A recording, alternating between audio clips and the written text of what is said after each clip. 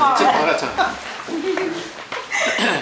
This is actually by a Rabbi Ken Spiro. And I like this because it gives a lot of the context to the story. The story is not quite as simple as most even Jewish people think it is.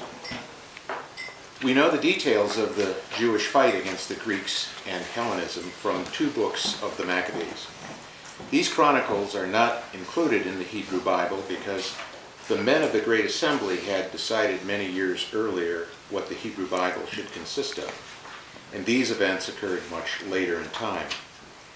The book of the Maccabees, which were probably written by a Hasmonean chronicler, who was certainly not a prophet, can be found in a collection called Sefer HaHitzonim, which also contains other writings left out of the Hebrew Bible and which are mentioned and or quoted in the Talmud. This revolt of the Jews sets a precedent in human history. It is the world's first ideological religious war. No one in the ancient world died for their gods. Only the Jews thought their religion, the only monotheistic religion at the time, was worth dying for. But it is not just a war against the Greeks. It was also a civil war. Jews who were loyal to Judaism were fighting other Jews who had become Hellenized and who were siding with the Greeks. The year is 167 BCE, and the horrible persecution of Judaism by the Greeks is in full swing. The Greek troops show up in a town of Modin, a site west of Jerusalem, which you can now visit off the Jerusalem-Tel Aviv highway. And they demanded that the Jews there sacrifice a pig to the Greek gods. The elder in the town, Matthias, who is a Kohen, that is of the priestly class, refuses. But there is a Hellenized Jew in the town who is willing to do what is unspeakable to the Jewish eyes. He is about to sacrifice the pig when Matthias stabs him. He also kills the Greek official that was present.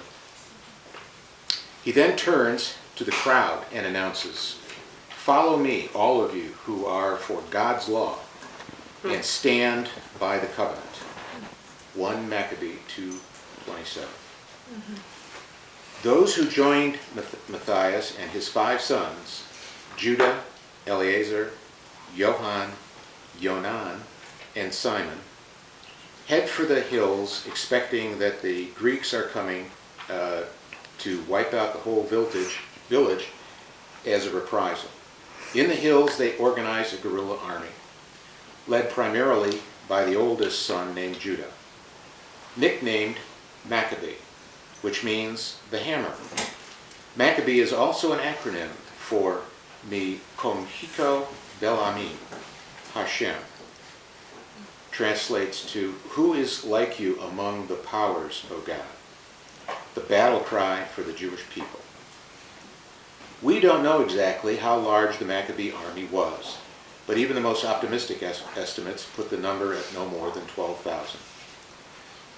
A tiny force that takes on the fighting Greek army of up to 40,000. It's not just a numerical superiority the Greeks have. The Greeks are professional soldiers. They have equipment, they have training, and they also have a herd of war elephants, which were the tanks of the ancient world. The Jews were vastly outnumbered, poorly trained, and poorly equipped. Not to mention they had no elephants. But what they lacked in training and equipment, they made up in spirit. Most of the battle take place on the foothills leading from the coastal plains area, like Tel Aviv, to Jerusalem. The Greeks are trying to march their armies up the natural canyons that lead to the mountain areas, the stronghold of the Jewish army. There are only a few places where the Greeks can ascend, and this is where the Maccabees choose to take them on. Now, when we read the story of the Maccabees, it seems like it's something that takes maybe a few weeks. The battle takes place, the Jews win, and the Greeks go home. But in fact, it takes 25 years.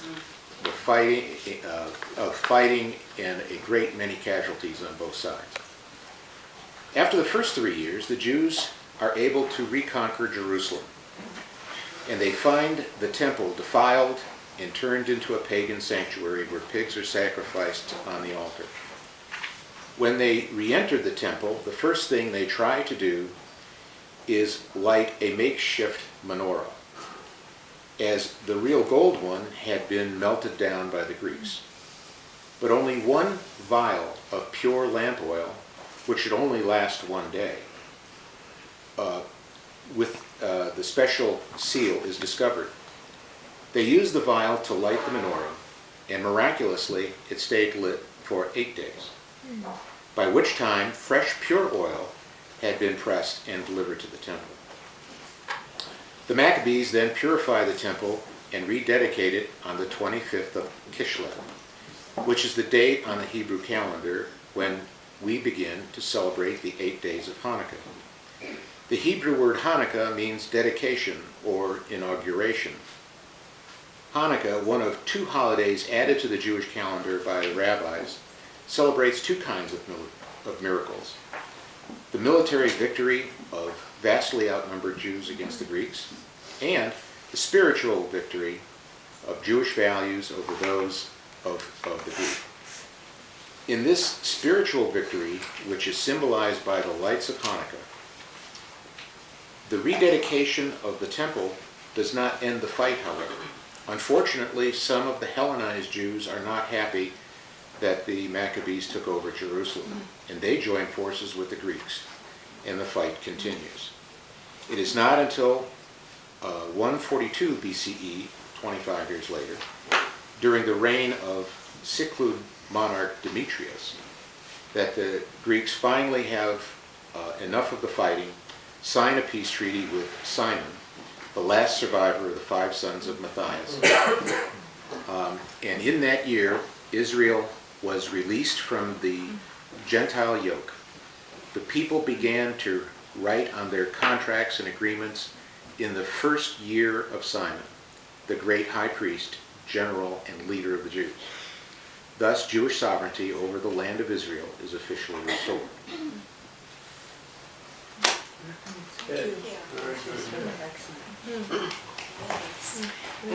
I just wanted to add to Bob, what you just Sure. said, the history that Bob just shared with us of why Hanukkah is celebrated today, why we had a Hanukkah party here tonight.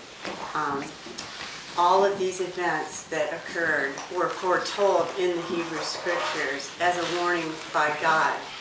In Daniel 8, verses 11 through 14, the man who led the Greeks into Israel and did these hideous things to Jerusalem, to the Jewish people, and desecrated the temple, not only sacrificing a pig on the altar, but taking a statue of their god Zeus and putting it in the Holy of Holies, which greatly offended the God of Abraham, to the point God warned the Jewish people way ahead of time that this was going to happen. This is in Daniel chapter 8. And in Daniel chapter 8, this man, whose name was Antiochus Epiphanes, is referred to as it because he's called a little horn, because he starts out really small, insignificant, and he grows and has mighty power. And it says he does this by intrigue. He uses smooth words, and he wins people over, okay? And this is what Daniel 8, 11 through 14 says. I'm going to insert his name. Antiochus Epiphanes magnified himself to be equal with the commander of the host. That would be God. He made himself out to be God, and removed the regular sacrifice from him, stopped the sacrificing that was going on daily at the temple, and the place of his sanctuary was thrown down. This was a prediction that the temple would be destroyed. And on account of transgression, the host, and this host they're referring to is the Jewish people, the group of people, God's people, will be given over to him along with the regular sacrifice, and he, Antiochus Epiphanes, will fling truth to the ground and perform his will and prosper. Then I heard a holy one speaking. This is Daniel talking. And he hears an angel speaking. He hears it with his ears. This is amazing. And another angel said to that particular one who was speaking, how long will the vision about the regular sacrifice apply while the transgression causes horror, so as to allow both the holy place and the host to be trampled? Talking about the temple and the Jewish people. And the angel said to me, Daniel, for 2,300 evenings and mornings, this is when the sacrifices were done, evening and morning. If you take 2,300 days and divide it by years, you come out to 6.39 years. Those of you who know me know I love numbers. This was the exact period of time of the reign of Antiochus Epiphanes. From 165 BC to 171 BC was his reign of terror on the Jewish people. It was a horrible period, to the point God warned them about it. Now, there is only one book that's prophetic, that tells the future before it happens, and that is the Hebrew Scriptures. It is not just a historic relic, as some like to think about it. It is supernaturally inspired. It was given to his servants, the Jewish prophets, to record.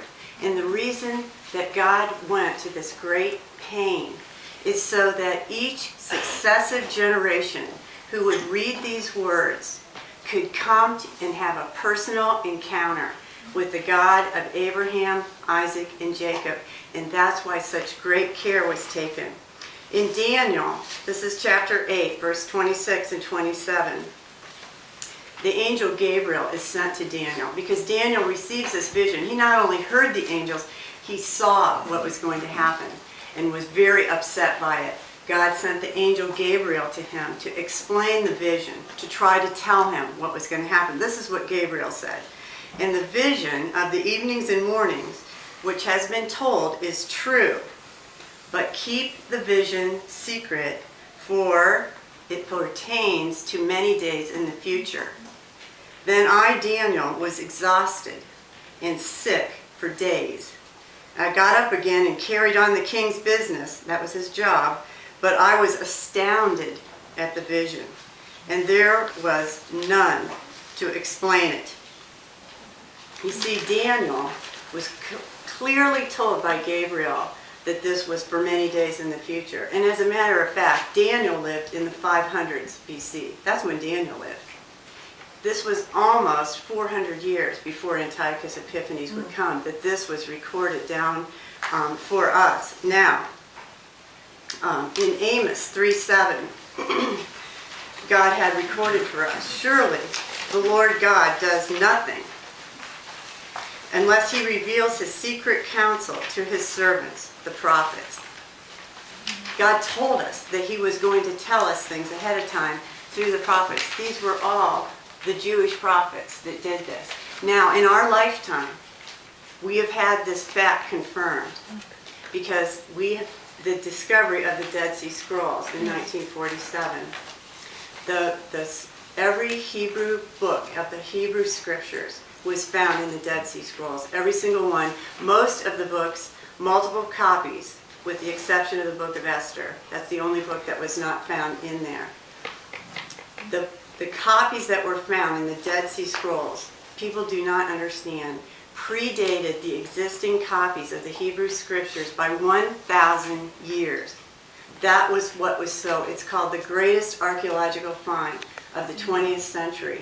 And when they unrolled these things, which was a process in and of itself, and you can go to Jerusalem today and see these things in a place called the Temple of the Book. They have the actual scrolls and you can go and see them. Wouldn't you think that there would be massive changes and differences in 1,000 years of copying over? But no, what did they find? Identical had been preserved because of the preciousness. God chose the people who would be so careful to preserve his word. They took the care